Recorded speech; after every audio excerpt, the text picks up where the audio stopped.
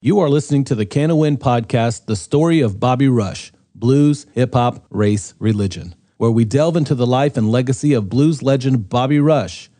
In this segment, we will explore Bobby's motivations for writing his book, his experiences in the music industry, and his reflection on life as a bluesman. Through candid conversations, Bobby shares the truth he's uncovered, the challenges he's faced, and the wisdom he's gained over the decades of performing, writing, and living the blues. Join us as we hear from Bobby himself about his journey, friendships, and what it truly means to be a bluesman. So, Bobby, I learned a lot about you by reading your book. Why did you decide to write a book? I want to tell the truth on me and the people around me. I want to tell some things in the book about some truth about other people, and I'm afraid to do it and I didn't tell everything that I wanted to tell because I didn't want to hurt nobody's feelings. I didn't want to make it seem like that I was trying to put the kids or grandkids in jeopardy because I'm telling the truth on some people's that I told the truth on and about myself. I haven't did everything, Dave, that I wanted to do or should do. But I think if I had to do my life over again, I would do the same thing again. Because what I did and the decision that I made to do what I did, it was the best decision and all I know to do when I did it. All right. So Herb Powell helped you with the book. Yes. What was his role in getting it done and how did you meet him? Met him through Earth, Wind, and Fire. He was a writer for a book with Earth, Wind, and Fire. And Jeff DeLear got in touch with him, and they talked, and he felt that the man would be great for me. I said, well, let me talk to him. When I talked to him, the first 3 words came out of his mouth. I knew he was a guy could really write and correct me on the thing that I write. He wasn't really the writer. He's the one correcting my spelling, punctuation, my periods and commas, and putting them where they should be. But I miswrote it myself. Did you literally write it page to page? Yeah, I spoke it on a microphone, taped it. Then a lot of them that I taped it and with him. And when I said wrote it. And he transcribed it. All right. But there was some pages I had written many years ago that I kind of read it from the pages that I read because some of the stuff was kind of fuzzy. Some of the stuff I wanted to talk about then didn't want to talk about when I wrote this book. There's some things I wrote the book and wanted to talk about I didn't talk about then. I had a change in heart, change of mind by some things that I didn't talk about. Some things I had written 20 years before I didn't put in the book because I had a change of heart and change of mind about the way I want to say it and who I want to say it about. So you had been making notes and preparing for this book for 30 years. For 30 years. Wow. For 30 years. So after going through the process of writing the book, would you do it again? Yeah, I would do it again. Is there another book in you? Oh yeah, this is another book. It's another hell of a book in me. This time, at BB Cancer, look out. You started. Here come the train's going down the track. Here's come a big rock. Look out. Duck. You might get hit. No, I think I would tell the truth about some things about me and about what I did and what I mean about when I did it. But I want people to know about this book. It's not so much the sell of the book. I want you to know that a country boy like Bobby Rush, black blues singer, if I made it through the valleys and hills that I've been through, you can too. If somebody was to read the book and only be able to read a part of the book, what part of the book could they read to really find out about Bobby Rush? You could find out that when you fall, it's okay to fall. But it's not okay to fall when you don't get up. When you fall and wallow in it, you're in trouble. Every man or woman make a mistake. Somewhere down the line, you do what you should not do. Say what you should not say. But when you fall and you can get up and you dust yourself off. See, a man can live a long time without water or food, but you can't live long without hope. I still have hope. I'm still enthused about what I do. I'm still passionate about what I do. And I'm still learning from other people about what I should or should not do. So you said one time, and this is in the book, you're either coming out of something or getting ready to go through something. Is it an original Bobby Rush piece of wisdom? No, because I've learned now that there ain't nothing new under the sun. Everything was, is, everything is, was.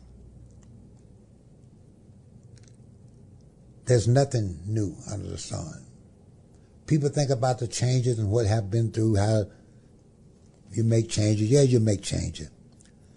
But everything have changed. Still remain the same. A different approach. It's like taking a picture.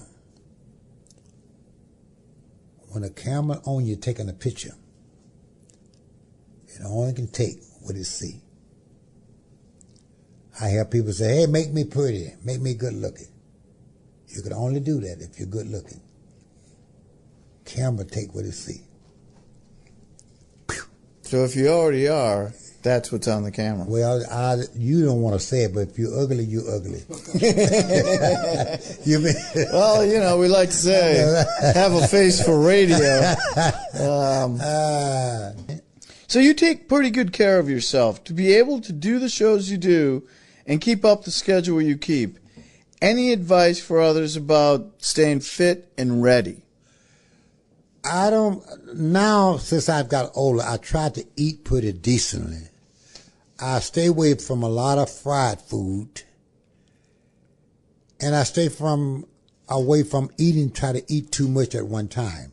I may eat a lot or during the day, bit by piece, but try to overeat at one time. Cause that's not good for you. And I try to watch myself. I don't want to be overweight because the overweight do have effect on you in the long run. I try to stay away from a lot of rice, which I love. I try to stay away from a lot of sweet, which I love. The cake, the cookies.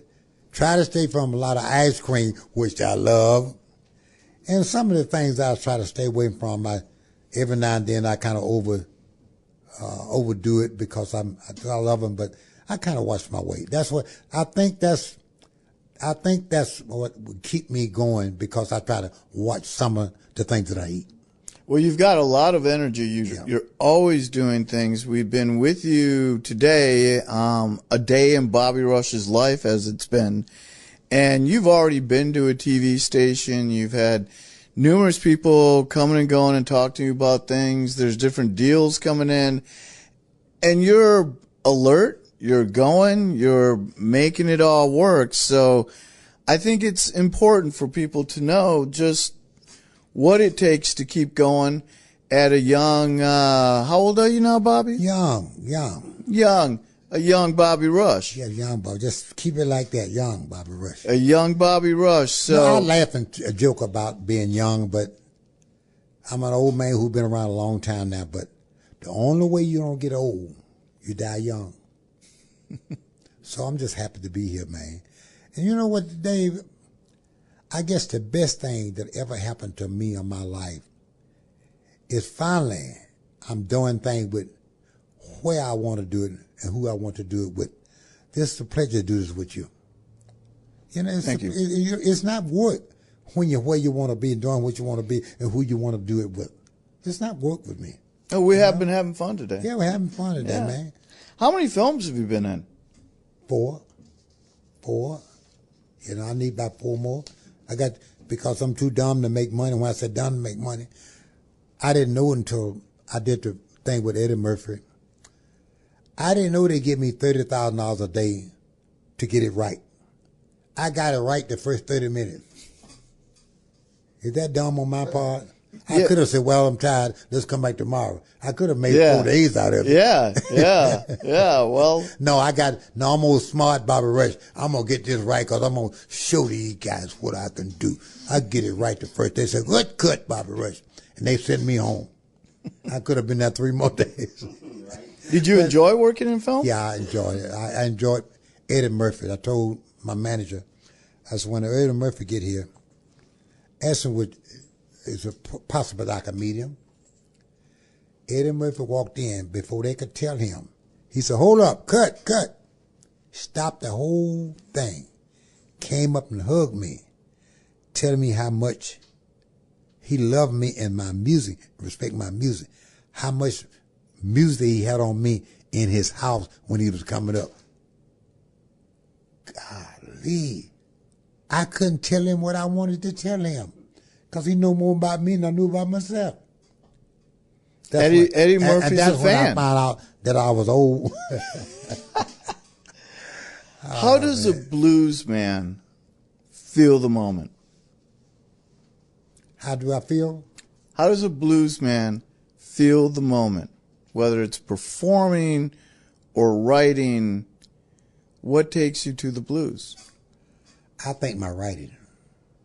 Because my ideal of what I'm thinking about, I write about it and put the music form. I think that's the happiest part of my life, when I'm forming it.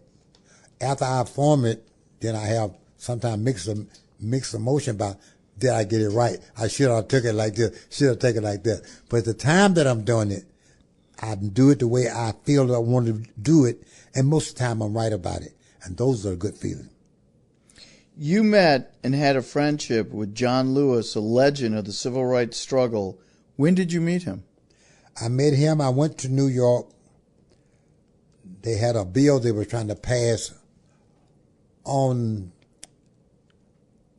how they stealing music from you, from not giving you the rights to your display of your music. They had an artist right, they had a publisher right, they had a writer's right. Most of the time they had a man could sing a main song. He don't get anything. The writers get and the publisher get it. But they had this bill that was up. If a man sung a song, you could still get artist right and don't have to write the song. So I want to be a part of a man who sang a song, although he didn't write it. But when one time, if a man sung a song and the writer who wrote it and the publisher get all the money.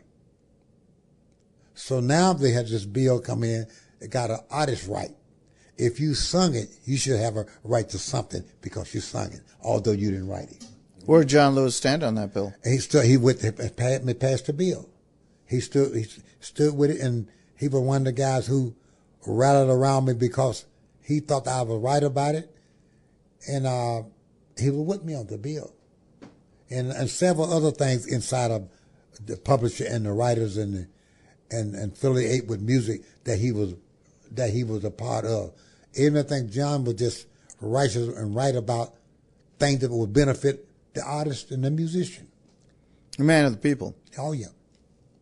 You know. Have you met any presidents? Yeah, I met personally Carter and Clinton. And I did the campaign for Miss Clinton when she was running for president. Obviously she lost, but I was in her corner. I went to the White House twice while Clinton was in and invited him to my bandstand with his horn. Was Bill good enough to play in the band? Well. I will not ask you to answer that question. Well. Yeah, he was going to play the band because he's the president. You know, anything he wants to do. Play any damn band he wants. Play any band he wants. Yeah. So I said, invent a band, the president band, put me in it, whatever. Yeah, he'd do all right, but he just was kind of out of it because he wasn't doing it every day. Like anything you do, don't do it every day. But he know enough about it to make you know he can play. Do you vote? Yo, yeah. Do I vote? I tell people all the time, it's not so much about the black and white issues with me. It's about the voting issue. I know that black and white issue matters a lot, but the voting rights and the reason for voting matter most. Will voting change America if everybody votes?